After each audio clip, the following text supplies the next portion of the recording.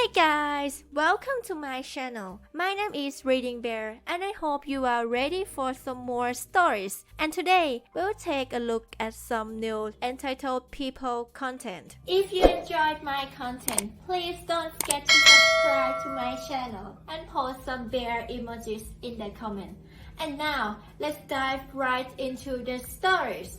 The first story is titled, Drunk Tow Truck Driver Almost Killed Me and Then Illegally Towed My Vehicle from My Driveway. TLDR. Drunk tow truck driver can't stay in lane on highway, endangering many. I call his company and tell them and alert him I've done so. He gets mad and throws a beer at me while trying to swerve me into an accident. Then he follows me home and in the middle of the night comes back to tow my car out of my own property. After half a day arguing with the tow company and police, I get my car back to find my tablet missing. The GPS feature leads the police right to him and he finally gets in trouble for all the crimes he committed. It was a really long process, but I am happy that this guy won't be a thorn in my side anymore.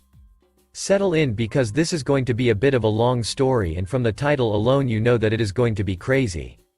Jumping right into it, I was driving home one day from work and was on the highway just like every other day.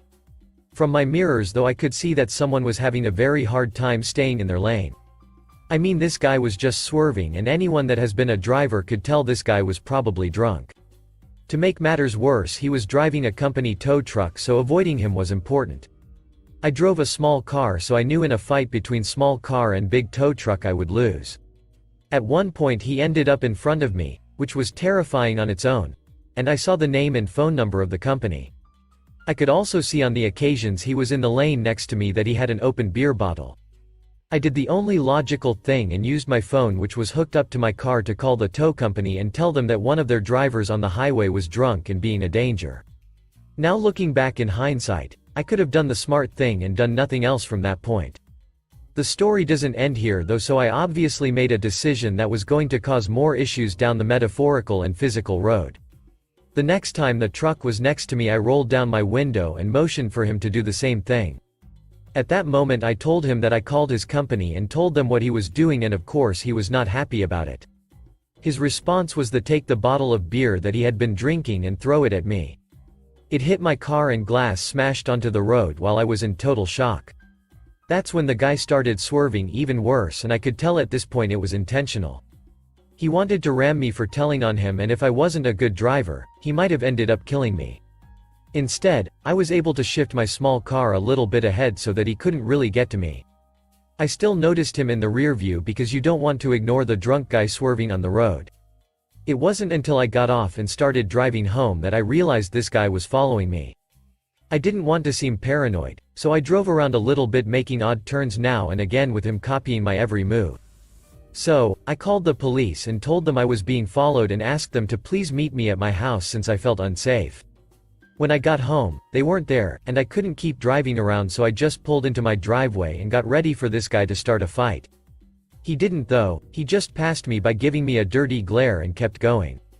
The police said that since nothing really happened, they couldn't do anything, and as far as him being drunk on the highway went, they were going to try and pull some footage from the traffic cameras the news used, and that it no longer concerned me. Finally, I went to bed thinking that everything would blow over and be fine and I wouldn't have to think about it again. Of course, if that was the case, I probably wouldn't still be typing out about what happened when I woke up, which was finding my car gone. Just gone right out of the driveway, stolen. I of course called the police to report it, but I also looked at the cameras that I had set up outside because of people stealing packages off my porch. In that video I saw a tow truck from the same company take my car and tow it away off of my own property. I was livid and called the company demanding that I speak to whoever is in charge and runs that place. All I got from this boss though was telling me that the report of that car was for an illegal tow, and I would have to pay both a towing fee and a retrieval fee. There was no way in hell I was doing that, and ended up instead spending half a day talking to an officer on the phone and them trying to get me some kind of official form stating that it was an illegal tow, and the car was my property. I had to call out and miss work, which thankfully my boss was understanding about so I could sort the thing. Finally, I took a cab over to the tow place with my letter and told them that I had proof it was an illegal tow and to give me my car back now. The boss said that he would waive the tow fee, but I still had to pay the retrieval fee to get it back. Once again called to the police and waiting till they got there and spoke to the guy before I finally get my car back.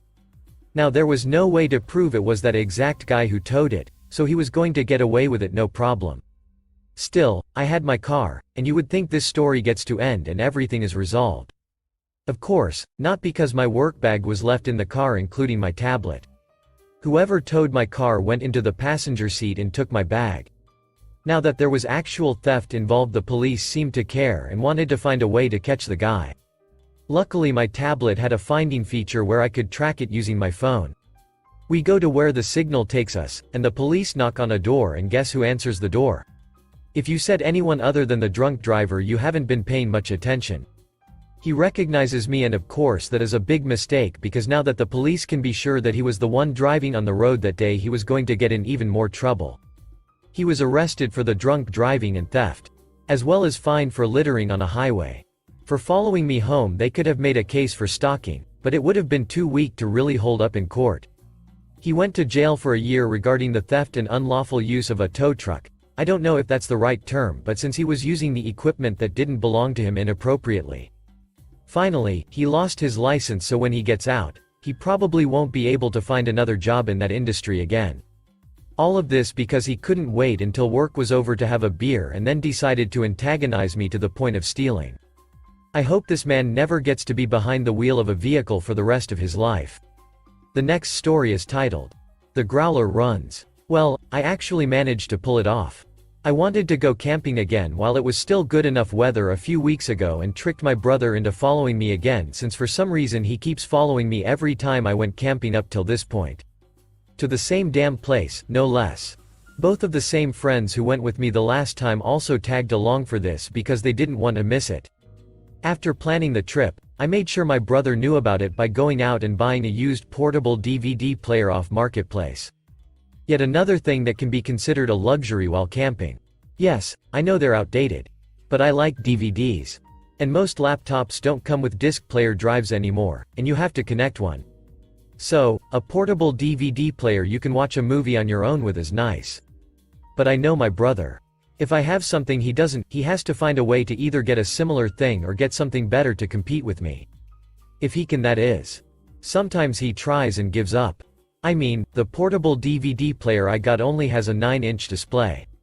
But it functions like new, and I got it for only $20. I got it still in the original box by the previous owner who bought it for his kids, and they barely used it. I know my brother is trying to save money right now to buy a replacement truck after he had to sell what was left of his Dodge. So, he gave me quite a passive-aggressive, "must be nice" type comment when I posted a pic of the DVD player on social media and pointing out that now I can enjoy movies in comfort when camping. But the post also mentioned the next time I was going camping with friends. So, getting the DVD player seemed like a nice innocent excuse to talk about it. With my brother now baited, I went to a local place that fills growlers specifically and had them fill several growlers belonging to my friends and myself. I brought an extra growler bottle that was different looking from the rest, so I'd know which was which. The clerk had no idea I put the laxative into the bottle just before it was filled. He didn't even bother to look if it was clean. I just told him all of the growlers were recently washed, and he filled them without question. That growler only fit in my camper's small fridge after I took out all the shelving. But I got it in there. The rest of the beer we kept in a couple of coolers to be kept away from my brother. I still can't believe he fell for this after what happened the last 2 times. But he really is a creature of habit. He and his friends get super dumb when they drink, and smoke weed at the same time. And they'll act like they're in a college frat and do very stupid shit. Just like I expected, my brother showed up and parked his camper at the same campsite as last time, just down the road. The first day he didn't bother us until evening. He and his buddies came over pissed drunk and wanting to screw around. They saw that we were drinking beer from growlers this time and asked which beer we'd gotten. Which was a nice honey beer. No, I will not say which one because it's a local brew that'd clue people into where I live. I could see them all look upset because undoubtedly, they'd only brought a few 18-packs of the cheapest beer they could find. Which I later confirmed to be true when I saw they had a mix of Pabst and Rolling Rock. My brother asked if he could have one of the growlers, and one of my friends told him to fuck off, and that they were ours. We did split the cost of filling them 3 ways. My brother looked really angry, especially since I took that moment to break out the portable DVD player and started playing the movie Buckaroo Banzai. A classic I've always loved. Sure, it wasn't much for three guys sitting on lawn chairs to be watching an 80s movie on a 9-inch screen, but it was enough to make my brother fume. Especially since he likes that movie too. Over at his campsite, they don't have a generator and have to run everything on battery. My brother has a boombox that uses D batteries, and I imagine they needed a good few of them to make the music last 3 days. But other than that, they just had their phones and some portable solar recharge stations for them. They do have my brother's laptop, but it can't play DVDs. So, my brother basically gave us a "duck this," and trudged back to his camper. We started to think the prank would be a bust because my brother didn't make any moves on the growlers that night, or nearly all of Saturday. He and his friends didn't even interact with us. We figured maybe they had enough cheap beer to stay sated this time and didn't want any more trouble. But stupid as stupid does.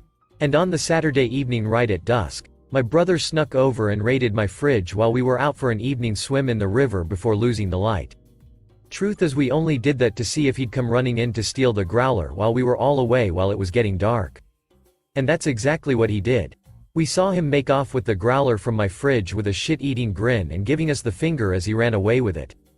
We had the coolers locked in my truck, so the fridge was the only place for him to look. He and his friends made a big show of drinking the honey beer out of disposable cups right in front of us and laughing. We pretended to be mad and said we'd get them back for that while shaking our fists. Well, the prank was already underway. The laxative was supposed to be a tasteless liquid that mixes with anything. I figured I could use the whole bottle and it had just watered down with a gallon of beer. I figured it was just enough laxative to ruin someone's day. Though looking back, I definitely shouldn't have used it all. To give a visualization of the results, imagine that bathroom scene from Dumb and Dumber, X3, and No Bathroom. One of them nearly crapped his pants when it first hit.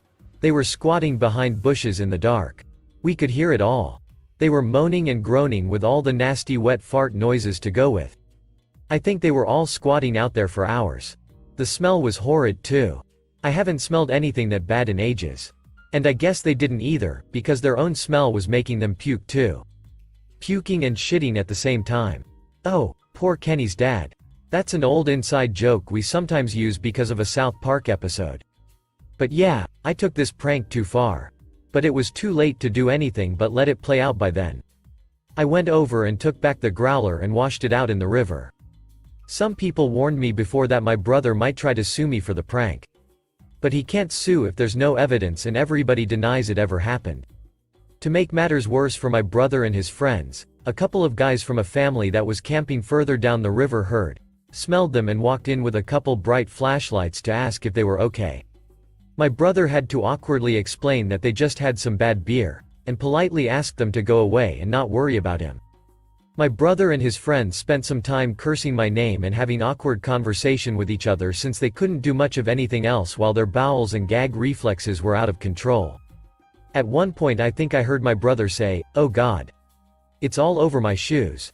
And when they finally were able to stop, they had to go cool their butts in the cold river. The water was okay during the day. But pretty chilly at night. My friends and I all stopped drinking as soon as my brother stole the growler, so we could sober up and drive home in the middle of the night before my brother could retaliate against us. And he would have definitely retaliated if we were still there by morning. I didn't want to risk him breaking something expensive in a mantram. So, we were out of there. My brother did call me angry the next day's evening. The laxative plagued him and his friends all night and day. And they had to make 3 pit stops on the way home. I just laughed and told him this is what he gets for being a thief. And to never steal beer from me again. Besides, I don't think he and his friends would want anyone to know about what happened either. And my friends and I won't say anything if he and his friends don't. My brother begrudgingly agreed to that. I also wanted him to stop following me every time I go camping. If he wants to go camping, do it some place or time I'm not. Because I'm sick of him following me just because he wants to fuck with me. He agreed to that as well, and no one has spoken a word to anyone about what happened, except me posting here, that is. Last story is entitled Man-Child Uncle Loses My Family Support. First off, I want to make myself absolutely clear. If said uncle actually needed the support, we would have stuck it out. He does not, so after last night's events we packed our stuff and bailed. We do not have time to be rearranging deck chairs on a sinking ship. This uncle has lived off of his parents for his entire adult life. He's never held down a job or anything like that. It's not that he can't work, he won't. He wouldn't even lift a finger to do anything around the house. Up until my grandma got sick with cancer, she was the one cleaning his room and doing his laundry. She continued doing his laundry even after she got sick. When she passed, we promised her that we would take care of my grandpa in the house. Her passing was more sudden. That promise is the only reason we stuck it out as long as we had. My grandpa had been sick with his lungs for as long as I can really remember. We were there for him. We lost him just over a month back. Even still, we continued going over to their house and cooking dinner, cleaning, with the exception of entitled Uncle's bedroom, which we refused to do from the start. My dad even went so far as to put his part of their inheritance in a bank account so that this uncle's light bill would be paid. This uncle took his entire inheritance and went on a drinking, dope binge. He's got no driver's license and driving my, now dead, grandpa's car with no insurance. We would go in at least 2.5 hours before we intended to have supper done because we'd have to clean the kitchen before we could even consider starting to cook. We would leave the kitchen spotless the night before, and half the time my grandpa went to eat at the local council on aging meal site for lunch, so we know it wasn't him. There was a lot more that goes into this story, but that's the more important details. Last week, we spent 8 hours away from home because we needed a break. We all needed a chance to breathe and heal a little after such a rough 3 years. It was nice and we drove home Sunday. This brings us to last night. My mom had picked up some meat as we didn't have anything thought out for supper since we'd just gotten back from a trip. We went to my grandparents' house and of course, had to clean the kitchen before we could start cooking, and he'd left the kitchen a mess from the week we were gone. So, this man-child rolls his ass in at roughly 4 p.m. and my mom greets him, trying to be nice. She joked that he must be glad we were back to cook, so he wouldn't have to, and he decides to respond, "I wouldn't care if y'all didn't." Well, we could have ignored that. He's grumpy. My mom went out to get something out of the car and come to find out, he's blocked us in. Cool. Okay, whatever. We'll just move the car. Except for the fact that we couldn't because he decided to take the key in. After everything else he's pulled over the last 2.5 years, my dad pulled the plug on us, basically being his maids and cook. We were lucky that's all my dad did because I've never seen him so pissed. This morning my mom got me to stay with my niece, who we babysit, while she napped and went to get any groceries she had bought, any cookware she'd brought over there over the years. Hell, she even took my grandma's rice container. We're done and I've never been happier to give up on something. My mom was nice enough to leave the flour container there. I still think she should have taken it. Thanks for listening.